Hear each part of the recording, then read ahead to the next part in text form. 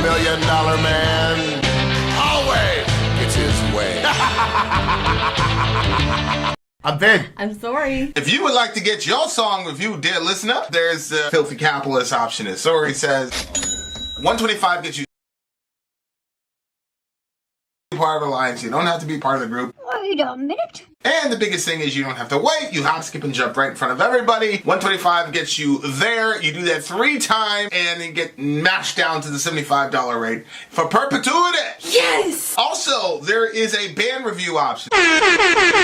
So if you've got a band and you're trying to get your band some exposure, hit me up at ensori@gmail.com and I'll show you the details about how to pull that off. You can also jump on Patreon and there is a option on the tiers to be able to get your band reviewed. Obviously, we can't lie to you, so we can't guarantee a positive review.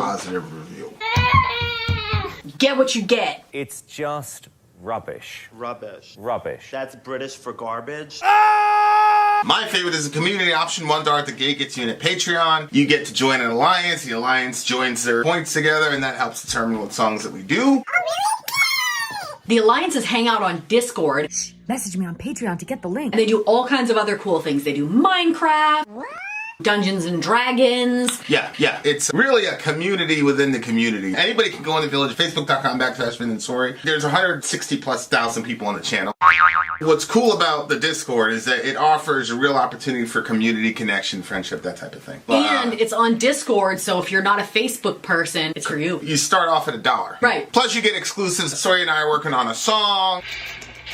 So the first 15 seconds of that was on Patreon. Also, at $15 tier and above, when we actually debut the video, they're going to be there live with us. There you are, dear listener. Buy our merch. And the child shall lead them. Hello. Buy our merch. Yes. So our internet issues are hopefully resolving. We had to buy $500 more later. equipment. Yep. $500 later. Thank you, Best Buy. Yeah. So there you go. Always buy I don't believe it's Best Buy's problem. Always buy the coverage. Well, they still haven't given us our money. It's still not in our account. So it's like you say, it's so quick when they take it, so fast coming back. Yep.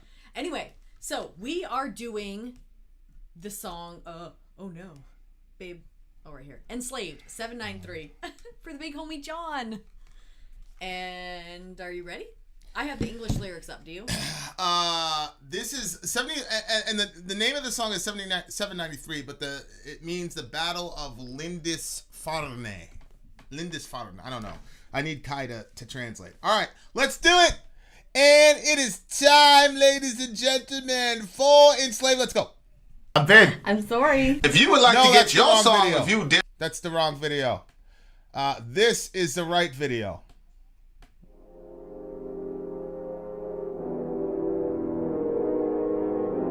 Where are we? Too loud. Scary. Fair. Doesn't that look like metal elitist a little bit? Yep.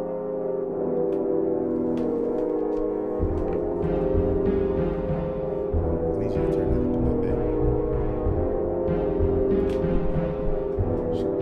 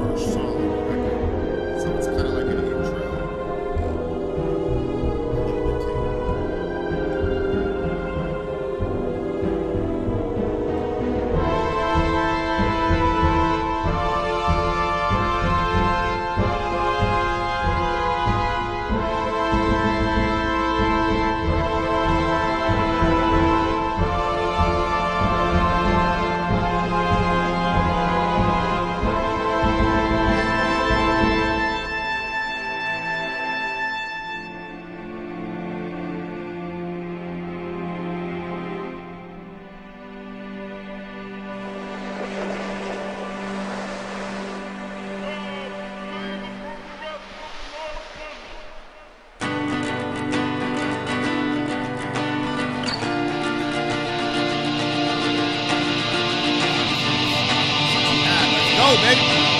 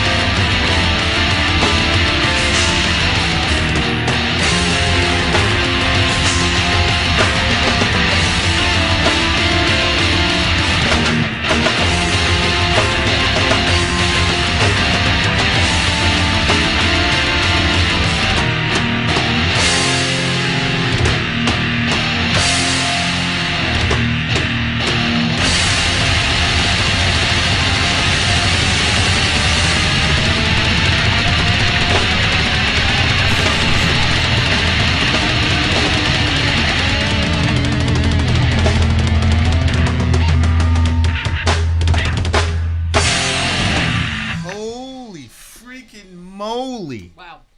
So much to talk about. This song, I didn't know. I think I know what the song is about now by the lyrics. But when it first started, well, not when it first when it first started, it looked like it was taking a little long to get going for you. Yeah, it was. Yeah. It was. And then I saw that it was the first song on the album. So you know how sometimes you'll see like a 2-minute interlude and then it'll go to the next song. It had both of them. I think they just they just decided not to separate the interlude. I see.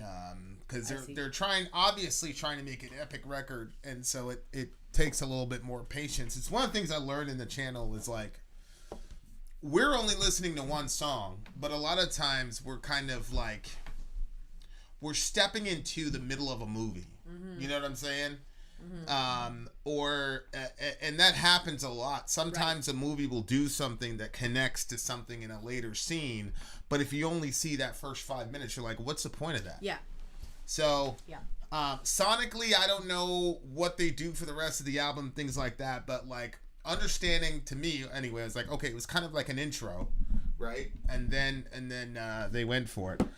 This band, I mean, I think I would probably categorize them as a black metal band, but I would probably say they're like a progressive black metal band. I thought it was interesting the way that they layered the music. So yeah, to me, that's the word. Like, yeah, obviously it was like a shout out to. It was like the voices from the past were singing into the present, and then you had the black metal that was overlaid on top of it. That was, to me, it was about the people from today were doing like a shout out to their forefathers. Yeah. And remembering them, and so the voices of the forefathers were coming underneath the music, like they were calling from beyond, and then overlaid on top of it was the darker vocals and the dirtier sounding music, because obviously the fact that they were slaughtered like this, or they were forced down on their knees, is like a hard way to go, and like something that they have that they're dealing with now.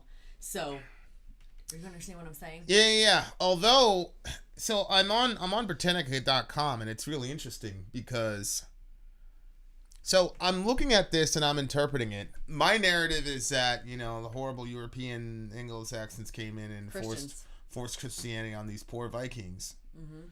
When in reality, it seems that this is actually the first kind of conflict between Vikings and Christians in English history. It happened in 793, hence the name of the song.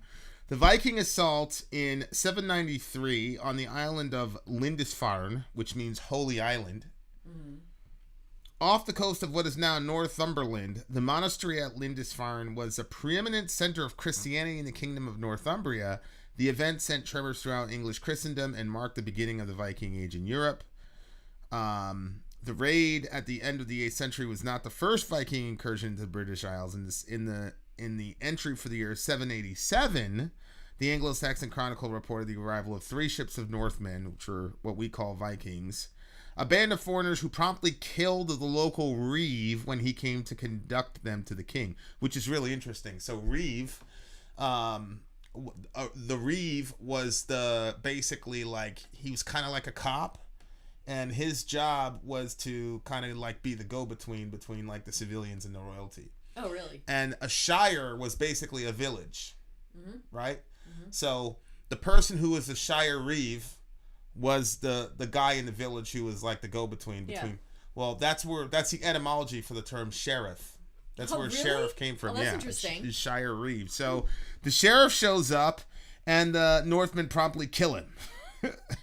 Additionally, a Kentish charter. So from 792 indicates that defensive measures against pagan seamen had been taken in the kingdom of Mercia. However, the attack on Lindisfarne in 793 was the first recorded Viking raid in England and in Europe more broadly, and its importance is signaled by the strange incidents that accompany it in the historical record. The events of the year were described thus in the Anglo-Saxon Chronicle.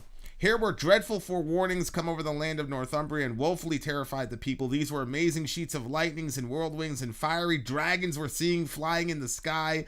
A great famine soon followed these signs, and shortly after the same year, on the 6th day before the Ides of January, the woeful inroads of heathen men destroyed God's church in Lindisfarne Island by a fierce robbery and slaughter.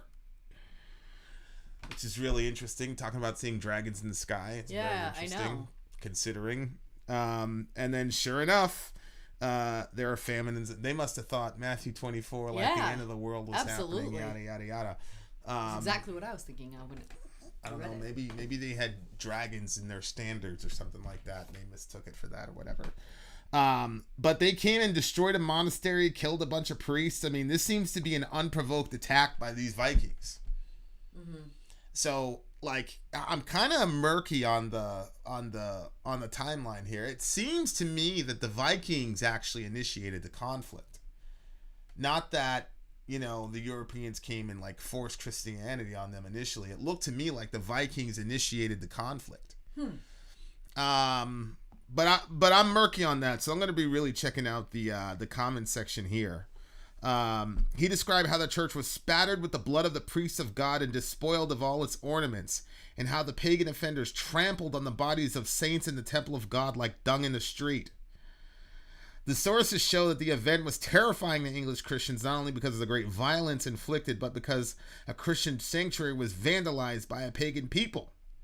So it seems like this was kind of like an unprovoked attack. And it seems like when it says we died like men, yada yada, and he talks about betrayal and dying on there. But betrayed by our own, we were forced down on our knees. Yeah, I think that's probably talking about like how everything ended up. It seems to me that the battle of, you know, Lindisfarne, whatever, was pretty one-sided.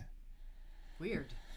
Lindisfarne became the center of a highly successful conversion mission, a base from which Aidan would travel to the mainland to teach a Christian faith and establish new missionary outposts. The island later became a place of pilgrimage because its monastery held the relics of St. Cuthbert, who was appointed bishop, yada, yada, yada.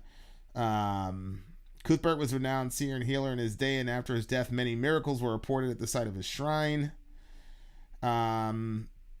It was this places. Okay, so this is like a temple in a city that held the shrine of this guy, so it held a lot of importance for Christians. Mm-hmm.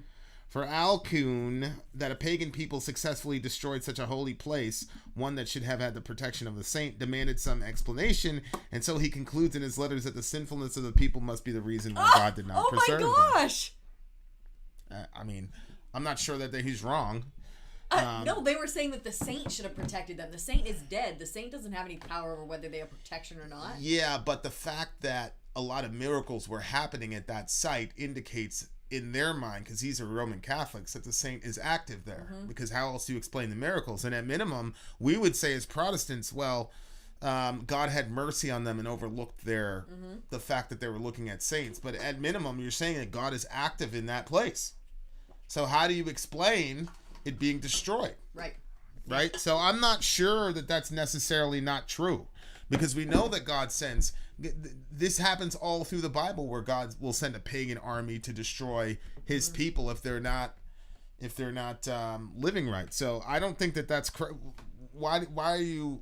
Well, it's just funny to me because crazy? like here they are, the leaders are getting the people to pray to this saint, or to instead of acknowledging that God is the reason that those people are healed, it's the credit is going to this saint. Well, that's not really how it works, right? Like for example, I'm just going by the people I've spoken to. Well, okay. So if you say, "Oh my God, Spurgeon's a great preacher," he had like 5,000 people came to Christ because of Spurgeon's preaching.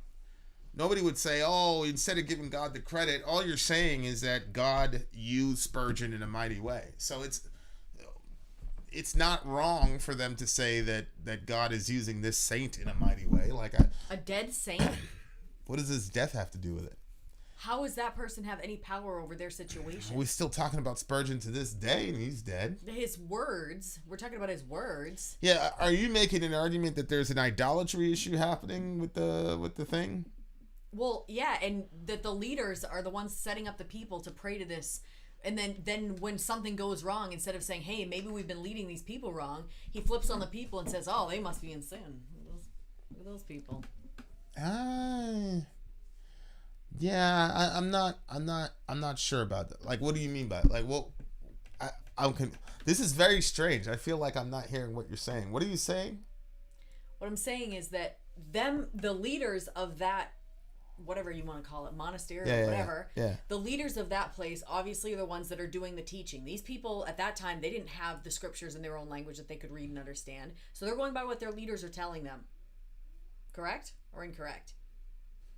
Pretty sure they didn't have a translation at that point. 793, you'd have very, very, very, very early.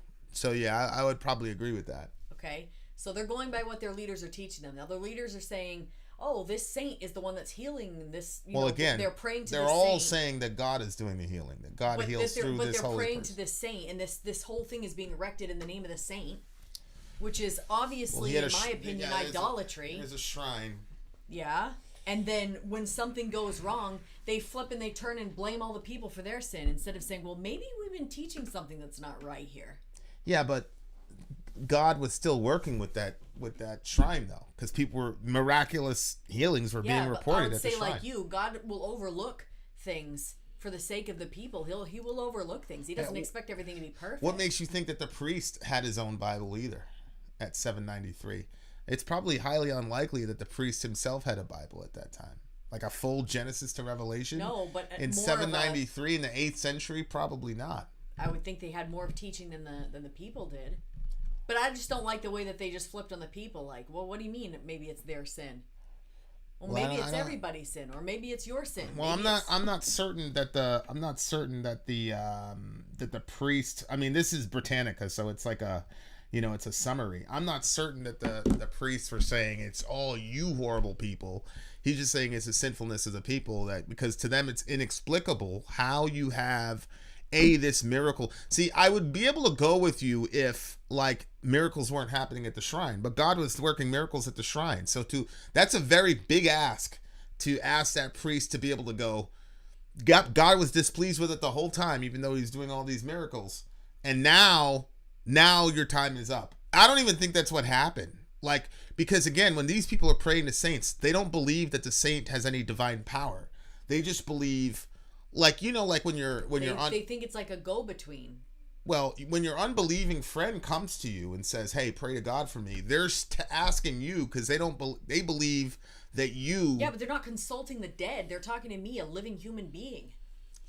Yeah, but you know the Catholic argument for that, right? I can't remember it. So Jesus is talking about life after death, and the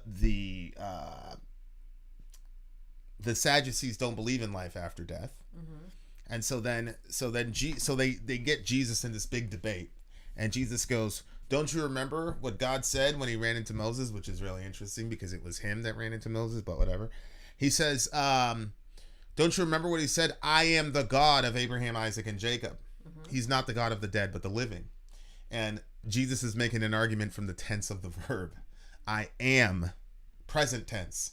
But by the time of Moses in the timeline, Abraham, Isaac, and Jacob are already dead. Yeah.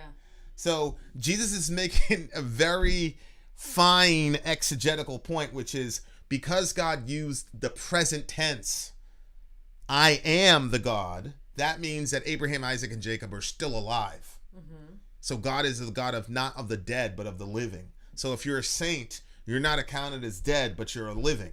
Oh, that's right. So when your body dies, we don't even say that's a dead body. We say the person has fallen asleep. We say the physical body has fallen asleep and that their soul is with Christ, very much alive. Mm-hmm. So same thing in Revelation, right? Revelation 20, and they lived, they died, and then it says, and they lived and reigned with Christ.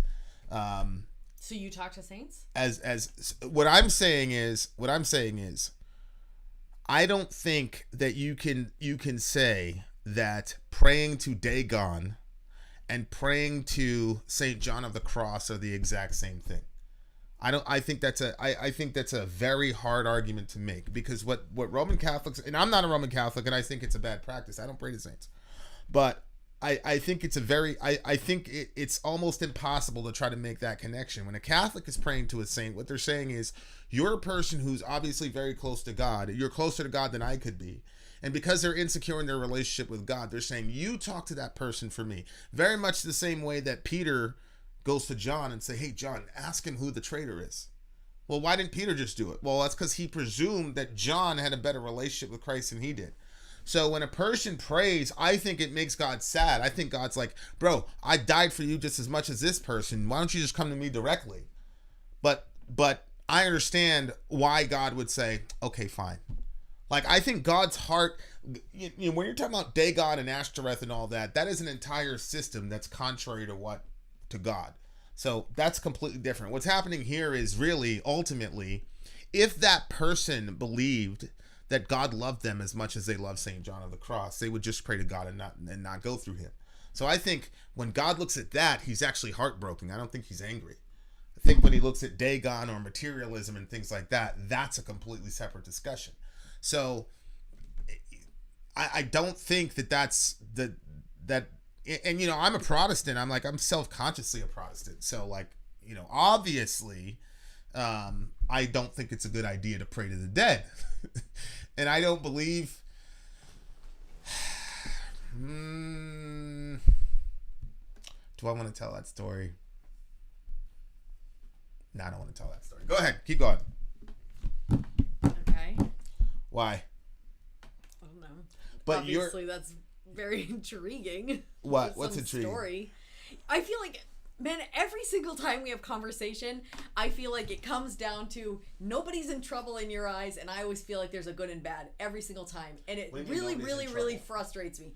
Like anything, like here we're talking about, like this is something from probably before I could walk, I was thinking that people praying to anybody except for Jesus and the Father is in trouble, and here you are kind of loopholing it. Every time I turn around, I feel like you're loopholing shit.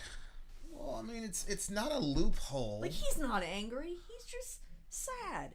And then you're like, well, what you complaining about your situation? Why is God always angry in your worldview? Well, I feel like he has some black and white lines, and everything seems gray in your book. It's not Look gray. At you, it's a gray shirt too. It's not. He's just, God is a father. I'm a father, right? So if somebody said, but you're a very unique father. Look, every time I turn around, you let people up. Dorian is massively materialistic, right? Yep. So I go after that hard. That type of idolatry, I go after that hard, right? And I'm slash and burn with that shit, right? Okay. But if Dorian kept going to Johann, this would happen, right? The kids would go to Selah and say, ask Vin, ask Dad, blah, blah, blah, blah, blah. Mm-hmm. That killed me when I heard that. Because I'm like, yo, I love you guys too. You know what I'm saying? Obviously, we were just blending families, so I was really focused on trying to make sure that Selah understood that I loved her, that she was not gonna be treated like a second-class citizen here and all the rest of it. And so I was really focused on engaging her, and pretty much I told myself in the first 3 months, I'm like, the first 90 days, anything she asks for, I'm gonna say yes. I didn't tell her that. I didn't tell you that. I didn't tell anybody that. But I was really, really focused because I wanted to make sure that she was integrated properly. But the byproduct of that, unintentionally, obviously, was the other kids were like, well, I was treating them normal. Because I'm like, well, you're on home base. So I was treating them normal. So I'm like, can I have this? I'm like, nah. Can I stay? I'm like, nah. Sailor would ask me. I'm like, yeah, sure, babe, whatever. So I didn't understand what was going on. I would kind of like do little checks, temperature checks on Sailor and make sure she understood that she felt that included and stuff. And I'm like, all right, cool. And then, but then I started, I forgot somebody. I told you. And it killed me, man. It killed me as a father. I'm like, I want my kids to feel like, you know what I'm saying? Like whatever it is. Yeah. Right. So that's what I'm saying. Like it's, worshiping Dagon and Ashtoreth and like you're literally worshiping demons. Like, obviously, that's not the same as a person saying, I'm insecure in my relationship with God. This saint obviously had a good thing going with God, so I'm going to go to him because God is more likely to say yes to him than to me because God loves that guy more than me. And I'm looking at God and I being a father, that would kill me. So it's not like a loophole. It's just... I'm looking at God through the paradigm as from which God told me to look at him, which is Father. So, do I think praying to saints is valid? No. But is it the same as worshiping Dagon? Of course not. Of course not. Like, one is about being loyal to a demon who's against God, and the other is about being insecure in your relationship with God. Catholics, just go straight to Jesus. Jesus loves you. He died for you. The saint didn't die for you. And he doesn't love the saint more than he loves you? Holy moly. You know what's a little freaky about this conversation is, okay, so I used to be very judgmental. Vin used to call me. He used to call me Judge-O, blah, blah, blah. Anyway, so why do you have to do that? Anyway. Because you spent the last 20 minutes judging these poor people on this island. No, I was saying this guy priest. Flipped on them. You're judging the priest. I judged the priest. I didn't judge all those people. I was saying, geez. All right, go ahead. Anyway, so... it's a weird thought because like people that were not Christians or whatever, they used to come up to me all the time because I was like seemingly perfect and they would ask me to pray for them and I felt very good about praying for these people. You know what I mean? Like, yes, I will be the go-between, Yeah. Like, and when you look at it, that's like really terrible. If that's the case, right. I should have been saying, I can pray for you. Right. I mean, but God really wants to hear from you. Right. I can see how that would have been a better message. But right. Anyway, so. But that's the thing that like makes me laugh about Protestants is because Protestants love being in that position. So it's like, it's okay if you're alive. But if your spirit and your body are no longer connected, then it's bad. like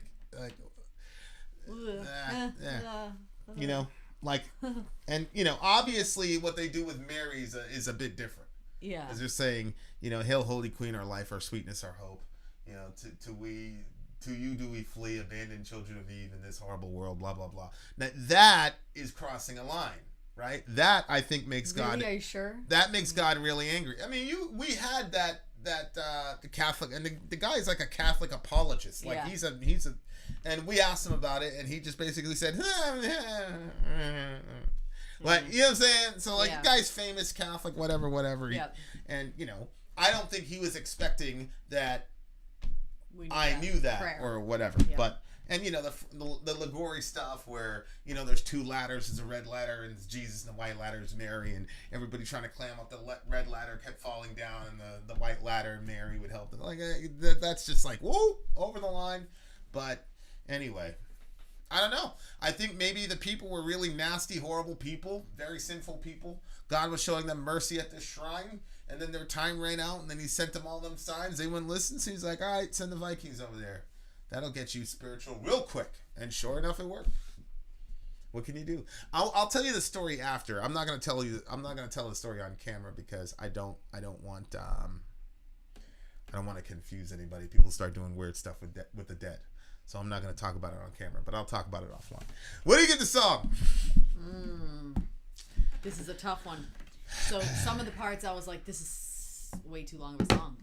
And then there was other parts of it where I just was like, just kind of sunk into the song and I could just feel the the voices from the past coming and meeting with the present, especially where it said like never betray your origin. Like I know. it just was really deep, and so that was a deep line right there. Yeah. So especially because I don't know my roots, you know what I mean? Like I think that's even more like when you know where you're from, what the majority of your blood is, and you can be, I don't know. Buy it. Yeah, I'm gonna do that. Anyway, so I guess I'm gonna go with like a 9.2. I love the rhythm changes. I think this song, like it starts off with the battle, but I think it's trying to summarize the entire record. I thought there was one part of the song where like they did something I'd never heard before. I'm like, what is this? Like it's like finding a needle in a haystack, those moments. And so like when you find them, they're amazing. And it really makes me thankful that we have this system, because otherwise there's no way in the world this song would ever get any play. And I liked it. I had no idea of where the discussion was going to go. So anything that gets us into a deep theological discussion, I'm obviously for. So I'm going to give that a 9.48. John, I'm 9.48. sorry. Somebody guess wasn't listening when they typed in your name. What? It's Jon. There's not supposed to be an H. Oh, well, I mean, we've been doing this for 43 minutes and 59 seconds, so... I just looked down at it, and I was like, no! no! It is what it is. Sorry, John. I like the song. Really good discussion. Very curious as to what's going to happen at the end of this record. There you are! I mean, I think if we read a history book, we'll be able to figure it out. Then out! Sorry, out. Down!